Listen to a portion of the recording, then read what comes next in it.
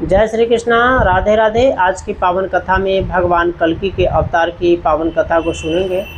तो आइए इस कथा को शुरू करते हैं। इससे पहले अगर आपने चैनल को सब्सक्राइब नहीं किया है तो कृपया चैनल को सब्सक्राइब कर लीजिए ताकि आने वाली हर धार्मिक कथाएं सबसे पहले आप तक पहुँचे। चलिए कथा शुरू करते हैं। इससे पहले कि पौराणिक ग्रंथों में कलयुग की कुल आयु कितनी वर्ष है और भगवान कल्कि कब प्रकट होंगे, इसके बारे में बात कर लेते हैं।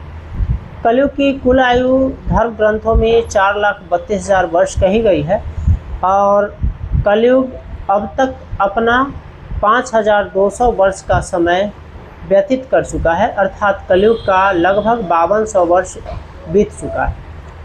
अभी 4,26,000 वर्ष कलयुग की कुल आयु बची हुई है और जब कलयुग अपने अंतिम चरण में पहुंचेगा, अर्थात 4,26,000 वर्ष की आयु को पूर्ण करने की स्थिति में रहेगा, तब भगवान कल्कि का अवतार उत्तर प्रदेश के मुरादाबाद जिला के संभल नामक ग्राम में होगा। जहां भगवान अवतार लेंगे कल्कि भगवान, वह संभल ग्राम होगा और भगवान के पिता का नाम विष्णुयश ब्राह्मण होगा और माता का नाम सुमति होगा। भगवान जिस समय अवतार लेंगे उस समय चारों तरफ घनघोर बारिश होगी, चारों तरफ अंधेरा छा जाएगा। केवल संभल ग्राम में ही एक दूधिया रोशनी रहेगी जो संभल ग्राम को प्रकाशित करते रहेगी और भगवान के अवतार लेते ही उनसे मिलने के लिए सभी देवी देवता और सिद्ध ऋषि मुनि आएंगे भगवान का दर्शन करने के लिए। और स्वयं भगवान के अवतार लेते ही गंगा जी भगवान को स्नान कराने के लिए आएंगे।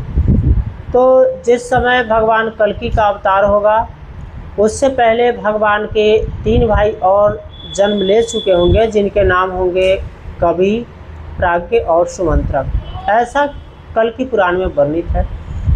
जब भगवान थोड़े बड़े होंगे तो वे शास्त्र की शिक्षा लेने के लिए जाएंगे, तो उन्हें महेंद्र पर्वत निवासी परशुराम जी से जंगल में मुलाकात होगी और फिर परशुराम जी भगवान कल्कि को लेकर के अपने आश्रम में जाएंगे।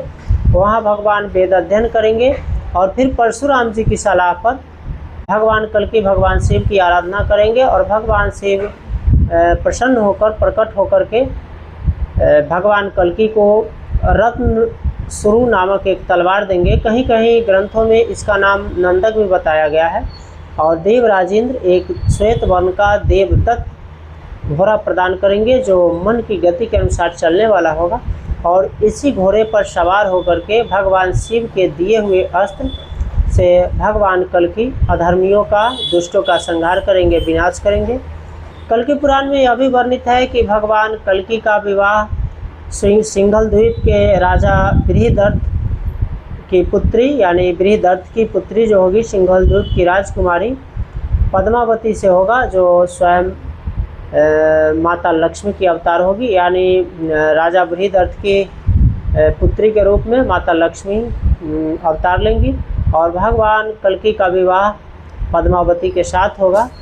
और फिर भगवान संपूर्ण पृथ्वी पर दुष्टों का संहार करेंगे, धर्मराज की स्थापना करेंगे और फिर वहाँ से कृतयुग प्रारंभ होगा, सतयुग प्रारंभ होगा।